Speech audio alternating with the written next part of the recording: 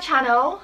So as you can see today I'm sitting much more comfortable, relaxed from my bed. It still looks like the same background except I put some cute Coco Chanel pictures because I like the coats. But yeah, I'm just sitting on my bed. I've got like no makeup on. I tried to make a little bit of effort, but that involved putting CC cream on my hands and combing through my eyebrows. I've been wanting to film this for a long time. One of the main reasons I started YouTube was because I wanted to use my journey, my experiences to help others. It's just taken me a while because I've been doing YouTube now, so since last June, so what are we in now? March. So almost a year. And I wanted to film this right at the beginning, but if I'm completely honest with you, I chickened out. I didn't want to seem so vulnerable so close to it, and I wasn't in as good of a place as I am now to talk about everything. So I want to talk about my mental health journey and things I've been through. I haven't planned this video, I haven't written out what I'm going to talk about, so it's probably going to be a load of jibber jabber, but I thought this was a good time to do it because sadly, like, there's been a lot of suicide in the news lately. Mike from Love Island, I can't say his last name, he recently, committed suicide a few days ago. Obviously it's a lot more in the news lately, and as I said, I've been wanting to do this. I can already feel myself getting emotional. I've been wanting to do this for like, well, since I started YouTube. That's like one of the main reasons I started it, but I just didn't want to feel so vulnerable. I didn't want people to watch it that may have made me feel vulnerable in the past, and for them to make comments on it and then me get upset by it and be back at square one. I'm here now, so I'm sitting down, I'm filming it. There may be a bit of, I'll try not to cry, I'll try not to get too emotional, but this is just going to be a raw video, just me sitting down telling my story. Where it all began, I don't really know how to start it because I have always been someone who's actually very confident. I always did acting, I did dancing, I loved being on stage. I used to put on performances for my parents at family shows. I loved performing, I loved acting. So I wasn't this shy, hidden away kid. However, whenever it would come to being away from my mum or going out for a meal, I panicked. I never ate when I went out for meals. I don't know why, I've always had this fear of being sick. So I have a phobia of being sick. It's emetophobia. It wasn't always labelled when I was younger. I didn't know that it was actually a thing and neither did my mum. But whenever I went to someone else's house, I wouldn't eat because of the fear of being sick. But I'll come back to the whole emetophobia thing later. But yeah, so I've always been confident, but being away from my mum used to be a huge thing. So I remember when I first started primary school, I would just cry. Like, my mum would walk me to school and I would cry and scream and I wouldn't want to go. Not because I didn't like school, I've always loved school, I just didn't want to be away from my mum. I don't know why that is, because to this day I still don't like being away from my mum. I know I'm 18, I'm nearly 19 and I still don't like being away from my mum. But that's always how it's been. I've always been very close to my mum. So yeah, even though I was this confident child, I never liked being away from my mum. I would never have sleepovers, I would never go to my friends. If my friends were having a party, I would go and then not stay over. With the eating thing, I would go to parties, but then I think the eating thing is down to the fact I have a severe peanut allergy. So whenever I'd go somewhere, I'd have to check the foods, I'd have to check this, so I think I'd always be worried. But yeah, if I went to a party, I wouldn't stay over, I'd get my mum to come and pick me up. And yeah, I'd feel like I was missing out, but I just couldn't do it because otherwise I'd cry and just want to go home. So that's how it all was when I was younger. And then I'd say a turning point where it started to get worse was 2009, so I was 9 years old. It's very easy for me to remember my ages in years because I'm 2000. When I was 9, my mum got diagnosed with lymphoma. She had There's two forms, Hodgkin's and non-Hodgkin's, and I can't remember which one she had. I think she had I honestly don't know. But yeah, so my mum got diagnosed with cancer, and around the same time, a lot of this is going to be hard to remember because I blocked a lot of it out. I didn't realise that was a thing you could do, but it's true. I don't remember most things that happened with my mum's illness. And my mum and dad also got divorced at the same time. I don't see my dad. I don't have anything to do with my dad. December 2017, I saw my dad for the first time in 5 years. I've always never really got on with my dad. He's an alcoholic. Not that's an excuse, but he cheated on my mum. He's like an awful man. I don't know how much I'm ready to open up about that at the moment. But that definitely has impacted my mental health, and that's what this is about. Because, oh my god, why am I already getting emotional? So when I was 6 months old, my dad had the first affair on my mum, and that's when he started drinking, was when I was 6 months old. And so I've always put it down to being my fault. And I know it's not my fault. Like, I know it in my brain that it's not my fault, but I always feel like it's my fault that my mum and dad split up, that everything, like that's why he turned into an alcoholic. But yeah, so he's always been an alcoholic since I can remember. I think one of the worst memories I have, which there's quite a few actually, but like, I don't know why, this is going to sound so gross, but I used to hate showers. I'd only want to have baths. And one time they were like, Rihanna, you need to get in the shower, come on. They were like, I was like probably like 8. They were like, come on, you need to get in the shower. And I was like, no, like being a little brat. And my dad picked me up and threw me in a freezing cold shower in my clothes. And like, obviously I cried and my mum got me out. There was a time that my dad, like, he was obviously drunk and threw a plate across the room and it nearly hit my cousin around the head. Like, she doesn't even know this. I don't even know if she doesn't remember. I don't know if she knows it. She'll do now. He would, like, my sister had to have an operation and he chose to go get drunk for the rugby or football or something instead of being with her. There's so many things with my dad that basically all I think that needs to be known is that he definitely impacted my mental health and my mental stability from a very, very young age. The things he said to me when he's drunk, the things he said to my mum when he's drunk. I mean, the worst thing he's ever said is he said to my mum, I'm being completely open in this video just to put it out there, but he actually said to my mum once, he sent her a text and he was like, I wish the cancer had killed you. I mean, what kind of person says that, not just to anyone, but to the mother of their children? But basically, my dad has a big impact and he is a nasty, nasty man. And I don't think I'll ever have anything to do with him again. I know that's sad, and it sounds like I'm heartless, but the things he's done and things he's said, he's never been a dad to me. He's my biological father and that's where it ends. But yeah, anyway, I'm going to be rambling so much in this video. So when I was 9, my mum and dad got divorced and my mum got diagnosed with cancer. And as I said, I've always been very close to my mum. I've been very attached to her.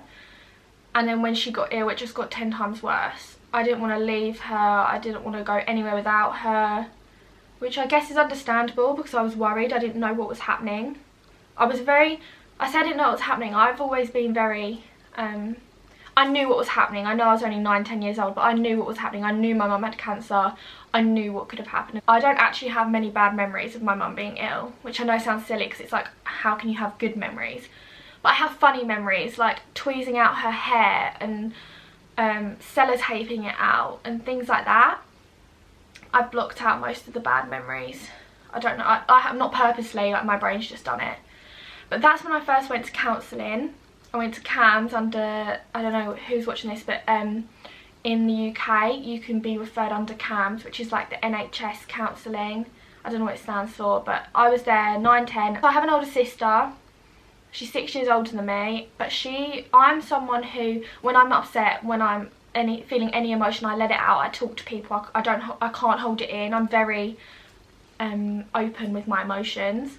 Whereas my sister is someone that holds it in. So when my mum was ill, she spent majority of her time at her boyfriend, not because she didn't want to help, not because she didn't care, but because that's how she dealt with things. To this day, she still won't talk about my mum being ill. She can't talk about it. It's all bottled up inside and that's it. So I was very much like, I learnt to cook for myself. I cleaned, I did my own washing, everything from a young age, and I very much tried to look after my mum. Obviously I couldn't do much at that age, but I did. I tried to look after my mum. I spent a lot of time with my nan. But yeah, that was a part of my life that obviously affected my mum. I'll just put it out there, she's okay now. She's disabled, as in she's got back problems, neuropathic problems with her hands, but she's alive, and she's literally making the most out of her life, and she's so happy with her new husband, and yeah. But that's when things got worse, with the fact that I was very clinging on to my mum. I wouldn't leave her at all at that point. As I said, I'd always been close to my mum and never wanted to leave her, but it just got worse when she got ill. And when she went into remission, nothing changed with that attachment. Obviously I didn't worry about her as much, but it was I wanted to always be with her and never leave her. That's like primary school. I was never, in primary school, how I was never the popular one. I was always the weird one, because I'm quite weirdo. I had my group of friends though. Left school, got into secondary school, so I went to Maidstone Girls Grammar School, and year 7, it was fine, like, but at secondary school, I'd say year 7, year 8, I was obsessed with being popular. Like, all I wanted to be was popular. I couldn't tell you why, I just wanted to be popular. Like, in my form, there was like one of the most popular girls, and I mean, I'm still really close with this girl, but I'm not going to use names in any of this, by the way, because obviously I don't really know if people want to be named or whatever. So I was the really popular girl in my form. So this girl had always been popular at primary school, always the most popular girl. You always have that, the most popular girl. And like, I don't know how important all this is, but I just wanted to be popular. That's it. Like, I just really wanted to be one of the popular ones, because I'd never had that.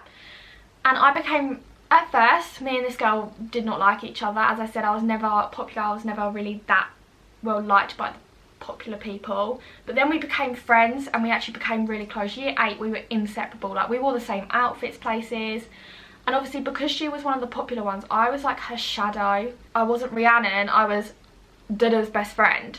I would get invited to parties because of her. Like, we would try and get me invited to parties. I started meeting up more. I started getting to know popular people. Like, at the time, I loved it. I was like, I've never had this before. Where I'm from, there is like, all schools are in this one area. So where there's me and another school shared a shared land, like we were right next to each other, and then you'd meet people on the bus, and literally every school in Maidstone knew everyone, and everyone would go into town that evening, and so then friends would know friends, friends would know friends, and everyone from every school in Maidstone knew everyone.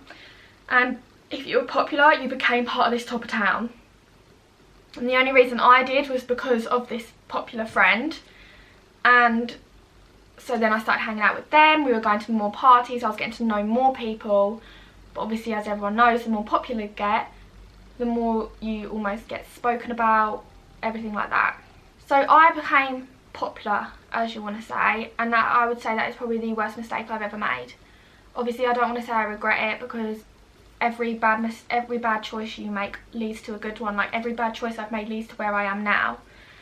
But that happened, and I'd say this year 11 is where my mental health significantly decreased. So in year like 10, 11, like in between that stage, my mum met her husband, my stepdad. And if you think about it, I'd always like had problems with my own dad, and I rejected it. Like, as I said, I was so protective over my mum since she was ill. Like, I never wanted to leave her, and suddenly she had this other person in her life, and I didn't like it. It destroyed me, and I feel so selfish saying that now, because she was so happy, and I tried to stay happy for her. But for someone who has never ever had a father figure, really, and someone who has always just had their mum, to have someone else then come into your life, and almost, it felt like he was taking my mum away from me, and it hurt. Like, I can't tell you how much it hurt. Like, I was never used to it. and I didn't want another father figure in my life because I'd never had one, and when my dad was around, I was worse off. That was like the biggest change, and it was the hardest thing for me to try and cope with. Like, don't get me wrong, my mum didn't do anything wrong, my stepdad didn't do anything wrong. Like, maybe for my selfish sake they could have taken things slower, but why should they? Like, my mum was happy. He moved in and I just struggled. Like, I was awful to live with. I hated it, and like, I feel bad to this day, but I just couldn't cope with it. I resented him like with a passion. I didn't like that he was in my home, and then I just hated it. And at the same time, you know, I said about this top of town group, I made a mistake. Completely open now, and I'm literally, as I'm saying this, I'm imagining like all these girls just commenting things down below, seeing this and being nasty, and but I'm trying to be open because I want to help people that may feel like I did. Right, snap out of it. In the summer between year 10 and 11, I made a few mistakes. I don't know what happened to me. I got too caught up with everything else, and I got with this boy that was, I honestly, I will admit all my mistakes. I did not know that this boy was seeing one of the other girls in this group, and I got with him, and obviously she found out, and I hand on heart did not know that they were seeing each other. He probably should have told me, but obviously I got the blame because I'm the one that did it, and like any girl would at that age. I was, what, 15? Like, you blame the girl. Now to this day most people blame the girl, not the boy. I made that stupid mistake, and that was literally where it just got worse. I would be walking through town and I'd get shouted at, fuck off, go home, no one wants you here. I would turn up to parties and literally there'd be groups of girls just screaming at me, saying things about me. Went back to school after that summer and it just seemed to get worse and worse. And then I had like a boyfriend. I say a boyfriend. I was 16, like it was as much as a boyfriend got then. And long story short, he cheated on me. Yeah, he cheated on me, and then that was it. Like, everything going on with the stepdad, I still wasn't getting on with him. I was getting screamed at through town. I was getting, like, any party I went to, and I kept saying to myself, like, don't let them win. I was getting shouted at, made fun of. The boys were screaming at me. I know, like, some boys literally came up to me in the middle of town and started screaming nasty things at me, like, and I just couldn't deal with it. Like, I didn't know how to deal with it, and not many people know this, so this is me being completely transparent. Like, and I'm just going to say it quickly. And in that November, so it's November 2016, I overdosed. I had to go into hospital. I overdosed on my beta blockers because I have a heart condition. I have to take beta blockers, and I overdosed on them, and that's when I got sent back into counselling.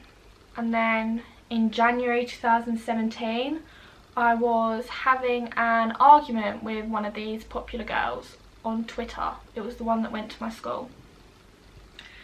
And I said some nasty things, she said some nasty things. It's social media, it's so easy to say things behind a screen, but she then came and confronted me at school the next day and said, come on, say it to my face then. I said it, she pushed me, I pushed back, we had a little fight. Teachers broke it up, and then about 2 days later I had my first panic attack.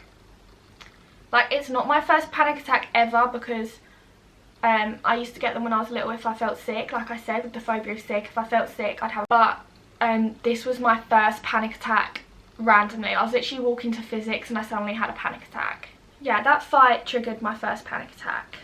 And after that it just got worse. So I'd have one, and then a few weeks later I've had another, and then it literally just got worse and worse over the next month. Like, they were coming so often, I wouldn't go out. And obviously I was already under counselling because of the overdose. I was already under CAMS again, and that's when they were like, yeah, you've got anxiety. I stopped going to lessons, I didn't go to school. Like, it just, everything changed so quickly. I got put on antidepressants, anti-anxiety, sertraline. I was going to counselling more often. It got so bad that I lived like 2 minutes away from Tesco's where I used to live, and it got so bad that I was crying my eyes out and my mum had to try and drag me to Tesco's just to get me out of the house. I couldn't go anywhere. I was too scared of being sick. I was just too scared. Yeah, like it wasn't great. That was when my anxiety was at its worst, I'd say. Yeah, was when I couldn't even step outside the house. And then in April 2017, no, April 2017? No, I've definitely lived here longer than that. Maybe it was April 2016. Anyway, GCSEs. So in April 2016, I moved house. Okay, so this was a month before my GCSEs and I moved house. And I hated change. My anxiety was at its worst, so all I did was stay in my house, and then suddenly I was moving house. Like, it ended up that I couldn't get the bus anywhere or train. My mum had to take me into school. I nearly had to drop out of school because my mum would just drop me off at school crying my eyes out because I wouldn't leave. Then I moved house, and it kind of helped actually having the change, because every bad association, like when you have anxiety, like you associate certain things with feeling anxious, and obviously I associated like going to school from the bus journey and things like that. But when I moved house, I had to get a different train and a different journey, so it actually helped. I did my GCSEs, but I had to do them in a separate room on my own. I think I had a panic attack in nearly every one of them. That summer, I think I barely went out, and basically the counsellor's things was they just kept upping and upping my medication, and it wasn't working, and so clearly I was on the wrong medication, which I only found out about a year ago. So they kept upping and upping this sertraline, and it just kept I wasn't getting any better. I started to sort myself out. I still had really bad anxiety, and I think starting sixth form it helped, but it was still very hard for me because it was new classes, new people, but it was a lot more relaxed, so I had free periods and things like that. I don't want to keep going into detail with too much because otherwise this is going to be such a long video. But in year 13, I realised that my group of friends that I had had since year 7 weren't a good group of friends for me. I didn't fit in that group. Like, as I said, I was obsessed with being popular, and that came back to bite me on the arse, and all these girls were popular and I just didn't fit in. I felt like I didn't fit in. They would constantly take the mick out of my nut allergy, and I just took it to heart all the time. I seemed to be the one that was always picked on because I was easy, because I'm quite unique, I'm quite weird, like, and I would be the one to be picked on. I would always just feel left out. I would feel like I just didn't fit in, and I was more upset in that group than I was happy. And so in year 13 I decided to tell them this, and I decided to say, like, guys, I think I'm just gonna have to stop like hanging out with you. Like, I don't feel like I fit in. It's not you guys personally, I just don't, like, I can't deal with the banter anymore, things like that. Like, I did that for my own good, and to this day I still think I should have done that earlier. I don't regret it. Like, I regret maybe when it was done, how it was done or whatever, but I'm glad I did it, because looking back on it I still realise that no, like, that wasn't right for me. Like, in my head, if they're your best friends, they shouldn't take the piss out of things like nut allergies, and they shouldn't make you feel shit. But then we were at school, like, we're immature, like, they, honestly, hands down, I think they literally just meant it as banter. But I mean, to this day I've found out that if I was having a panic attack, I'd text them, or this isn't all of them, because there was about 8 of us in a group, and it wasn't all of them, but certain people would like sit there and be like, oh, and I found this out from one of them who's has recently experienced anxiety and apologised to me because she felt bad. They would sit there in a group with people that weren't in this group, that I may have not been as open to, and sit there and be like, oh, she's having another one of her panic attacks. I'll go when I can be bothered. And this was me locked in a toilet, like, crying. Because I say I was getting better, but that was because I was actually going to school and I was actually going out, but then I'd end up locking myself in toilets places and not coming out, ringing my mum up crying like, come and get me. I would be locked in toilets and they would be taking the piss out of me in front of people, other people. If you're in a friendship like that, you need to get out as soon as possible. I'm not saying don't be friends with them, but distance yourself and don't be as involved. But that was literally the start of a whole shitstorm, like me telling them that. They didn't take it very well. I then went and sat with, basically, I was in a girls' school. There was boys in sixth form, but it was mainly a girls' school. And there was very much cliques. Everyone had their group. And I went into another group.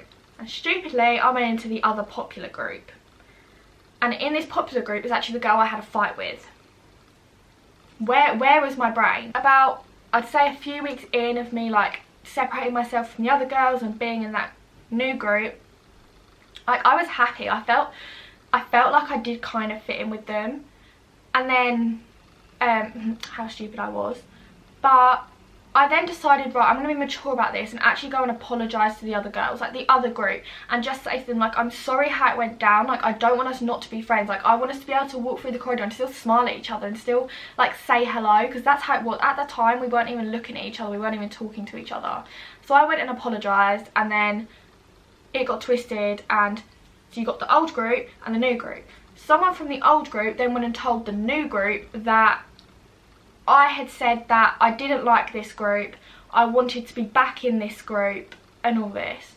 Obviously the new group didn't take it very well, and I don't blame them because this group had it had all been twisted. Someone from that group had twisted it all. So then I'm sitting in chemistry and I'm already struggling. Like, as you can imagine, all this going on had literally made my anxiety so much worse. And I get a text from one of the girls that I was closest with in the new group, hence the reason I went in that new group, saying, why the fuck would you say this about us all? And just a disclaimer, I'm this girl, since leaving school, she's apologised to me, like, and I'm like, we're okay now. I'm putting that out there, so that's fine. But I got, why the fuck are you doing? Like, why the fuck have you said this? And I went in and I just got screamed at. Like, I'm telling you, I walked in and in my head I thought it'd be smart to bring one of the girls from the old group that I'd always stayed friends with to back me up, to say, like, she didn't say any of this. Brought her in, I said it, and they screamed at me. Like, I was standing in a room getting screamed at by about 6 girls. Like, it was awful. I left and I went into, like, there was a teacher in sixth form who was like the pastoral care, like, you went and saw, and obviously she knew me quite well because of me always coming out of classes and that. And I literally just cried. I was like, I don't know what to do, like, I've lost everyone. I just, like, this might be a bit basic because I can't remember everything. And it just got worse. So obviously I went and cried because I cry a lot. And I don't even know what happened. Like, I think I went home that evening, whatever, went back to school, and I had no one. I had nowhere to go. I had no friends because I'd lost them all. I literally sat in classes on my own and didn't speak to anyone. I went and sat in the library at break and lunch. I had my free periods in the library on my own. I actually can't tell you how awful it was. I hated it. I hate being alone. Like, I'm independent, but emotionally I'm very dependent on other people. It then got so bad that my psychiatrist had to do me a reduced timetable. So when there was free periods, if I had like 2 free periods in the morning or whatever, I could not go in. And whenever I walked past any of these girls, I'd get screamed at. I wasn't going out. And then it got even worse again, and so my psychiatrist had to say to my teacher, like, she literally needs to be in school for her lessons, and that is it. Like, that is all she can be in school for. And like, I was doing maths, biology, chemistry. Like, I loved school, like, I loved learning, and I wanted to go on and do biomedical science, and I wasn't going to get these grades with how it was going. I wasn't going to school. And this was from about January, and my exams were in May. Like, I was not in school. I can't even, how alone I felt. Like, I had so many people around me and I felt so alone. As in, around me I mean like my family. I feel so sorry for Joe, actually, because I would, honestly, about every other night I would message him like, I can't do this anymore. I don't want to be here, I don't know how to cope with this anymore, everyone hates me, it's horrible. And he would just constantly like, Rhiannon, I need you, like please don't do anything stupid. Like everyone was so worried about me. I remember one time I was on my way back from work and I was driving and I just had a huge panic attack, and I got in, I didn't even look, I didn't even pick up my bags, and I just fell to my mum's feet and I was like, Mum, I can't do it. Oh, fuck. I was like, Mum, I don't know how to do it anymore. Like, I literally can't. I can't cope with this. And she just started crying. It was so bad. Like, it was such a bad time in my life, because I think, whereas like in year 11 my anxiety was at its lowest, in like at this time my mood, like I was so low, as well as having the anxiety. Didn't think I'd be able to make it in for my exams or anything. And then I wasn't going to come in for the last day of school because things had got so bad, and I'd barely been in anyway, and I was like, it's my last day of year 13, I've been at this school for 7 years, like I just need to try and come in. And obviously the last day of school is like muck up day, and I went in, and this is gonna, like, this would be funny, like people I've told have laughed, like this would be funny if it was my friends doing it, but this bunch of girls from both groups, like different people from both groups, as I said, I've got a severe peanut allergy, like if I eat a nut I will die, I'll go into anaphylactic shock. And something happened, I can't remember what it was, someone shouted at me, someone said something, and I ended up sitting on my own in a room on the last day of school. And I then ended up sitting in the head of sixth form's office on my last day of year 13, on my own, sitting in an office, because I had nowhere else to go. And I then decided, I think someone came into the office, was like, oh Rhiannon, come out and sit with us, like one of the girls who's in my classes, like she was like, oh why don't you come out and sit with us. So I went out, and a boy came up to me and he went, I saw Miss taking down the posters of you. I was like, what? He was like, the posters of you. I was like, what posters of me? He was like, the ones with your face photoshopped. And I was like, what? And I went out, and I remember when I was sitting in the office, Miss had come in and ripped something up and just put, oh yeah, she was putting stupid posters up on the wall. And I went in, I went, show me the posters. And she was like, what? And I was in absolute tears, because everyone had seen these posters but me, because I'd been sitting in that office. These girls had been putting up posters of my face photoshopped onto a packet of peanuts. Like, it sounds so stupid, but it was so embarrassing. The fact that all these girls had been putting up these posters of me they hated me. Like, they weren't doing it to be funny. They were doing it to embarrass me and make me feel shit. And everyone had seen these, and I just cried and cried. Like, it was like, that was the most embarrassed I've ever seen. My mum was like, go home. She was like, please just go home. You can't stay there, like they're being nasty, please just go home. And I know that when I walked past somewhere, and one of the girls was like, oh Rhiannon, did you see this? It's funny, isn't it? And I was like, yeah, hilarious. Then we had exams, and then after my first exam I had to go and get my bag from my locker. I was still doing exams in my own room. I literally went in, did the exam, left, and was getting my bag, and one of the girls came out and started shouting at me. I went and said, I'm not doing my exams anymore. I went, I'm not doing my exams anymore. I was like, I can't do this. I was like, I don't want to be here anymore. I cannot physically be in this school. I don't care about my exams. I don't care about my future. I can't be in this school anymore. And that's when I had an exam the next day, and the head of sixth form had to go to my psychiatrist. This was at like 3 o'clock, so she had to go to my psychiatrist, get a letter to say that I could do my exams at home, and I actually ended up doing my exams at home. That's how bad things got. Like, you can't easily do your exams at home. Usually it's if you've been in you don't do your exams at home, and I actually had to end up doing my exams at home, which was the best thing, like not having to go into that school. As soon as I left school, things got better. Like, as soon as I left school, things got better. I finished my exams. I didn't get the best results. I finished my exams. I started YouTube. I went to Ibiza. I had the best summer. Literally honestly, by August, I would honestly say about 80% of them girls had apologised to me. Like, I know an apology won't always make up for it, but about 80% of them had apologised to me. Like, as soon as people left school and almost saw what had happened, that was it. Got my results. I got a C in biology, a C in maths, and a D in chemistry, which isn't great. But so the fact I wasn't even at school for a majority of 6 months, like, I was proud of that. I got into university, so I got into biomedical science at University of Greenwich, and I have been a different person since. I think in September I paid to go see a private psychiatrist, and he put me on duloxetine instead of sertraline. Changing from sertraline was the best thing, because he said to me, that sertraline isn't working for you. Like, I don't know why they haven't changed it already, because I turned 18, I had to go private, I couldn't be at CAMS anymore, and they put me on duloxetine, and it was a world of difference. I'm not saying you should rely on medication, but he said you need to have this as a base so that you can then work on yourself and your mind. I still have certain safety behaviours, so I'd still carry around a bottle of water, a phone and a plastic bag with me. The plastic bag and the water was because of my fear of being sick, obviously. That was a whole nother book. Going on holiday was like a huge thing for me.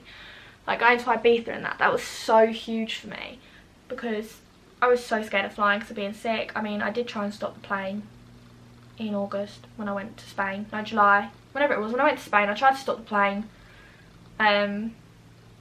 But now I look back and I am so much better. Like, don't get me wrong, I still get scared if I feel sick, but I've had therapy for that. I started to have therapy to try and get over my fear. I've been exposing myself, so instead of, like, whenever someone would feel sick or something, I'd hide away, which would make it worse. Now I try and face it, and I try and put myself forward. I go out without worrying now. I go out without anti-sickness tablets. I still get anxious, and I mean, at the moment actually I'm cutting down my medication, and at the moment I'm taking 60 milligrams one day, 30 milligrams the next day. So at the moment it's hard because I am cutting it down. I don't want to be on, like, I am so much happier. Like, leaving school was the best thing for me because it was away from everyone. I just needed to get away. I'm at university, which is amazing. I didn't know if I'd be able to cope with university. I didn't even know if I'd mentally managed to get to university, and now I'm nearly at the end of my first year and I'm doing okay. Like, I now have a solid group of friends around me. I'm not bothered about, I don't want to be popular. Like, if I could get one thing, if you take one thing away from this video, if I can help you in one little way, popularity is a pile of wank. Literally, because it's all well and good being popular, but then everyone knows the stuff you don't want them knowing, like, and then they can use that against you. And, like, be popular with the people around you. Be popular with your closest friends. Like, I can count my close friends on one hand, and they are there for me more than my school friends ever were. I know who my true friends are now. I know who I can fall back on, and that has made a difference. At my university, we don't go out. They don't go out. No one talks at university. Okay, like, my university is a very quiet university. It's a very small campus. At university, I have Gabby and Elle, who you've seen in my videos. And I am so happy just because I have 2 solid friends, that more than I could ever ask for. And then I have my other friends. So they're my 2, like, university friends. I don't have a huge group of friends, and I'm happier than when I was hanging out with 30 people at one time. Like, I don't get invited to parties, not that there's many parties, I don't get invited to things, don't go out that much, but when I do, I enjoy myself.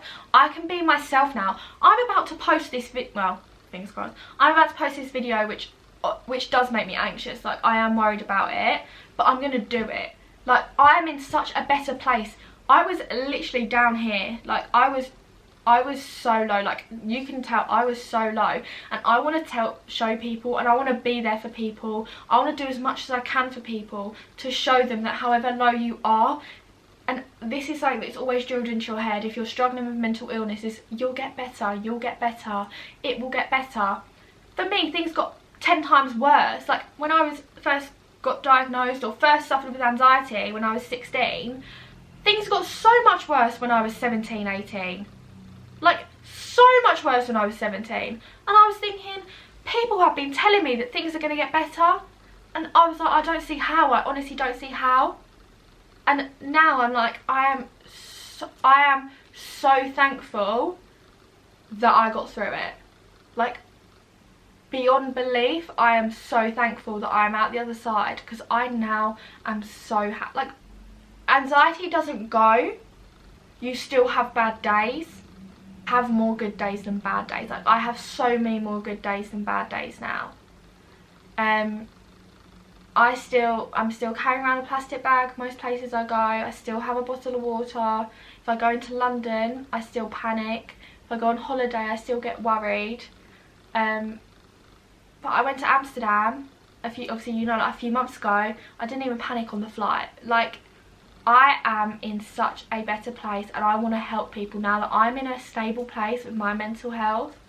I want to help people, and I want to show people that you can get through it and things will be okay. It might get really bad, and it might get really, really bad, but you've just got to stick it out. And I know it sounds so hard, and it's so much easier said than done. If anyone relates to this, if anyone has any questions for me, like, my Instagram and that is linked below, so feel free to talk to me about that. But like, I just want to be there for people and give them support, and hope literally all I want out of this video is for people to see how far I've come and take something away from it, and almost give, like, when I was struggling, I watched people's videos of their like recovery and everything, and I was like, I must be able to do it as well then if they can. So this is enough of me rambling on. Like, I think I've been filming for about an hour, if I'm completely honest, because I don't know, and this video probably doesn't even make sense, and I probably ramble on about random stuff, but I just want people to, I just hope this, even if this video just helps one person, then I've done enough. I'm done rambling. I'm sorry for the few tears. I actually did really well. I didn't cry that much, and I cry a lot, so I'm actually really proud of myself. I probably missed out loads of stuff, and it probably doesn't make sense, but thank you for watching and taking the time to watch it. If you literally are feeling low or anything, please talk to me. Like, I will answer you and I will talk to you. I promise. Like, message me on Instagram, message me on Twitter, like, comment down below your number, I'll text you. Like, if you need a phone call, if you need to talk to someone, I will talk to you. Just please, like, I want to help people. But yeah, so thank you for watching, and I'll see you guys in my next video.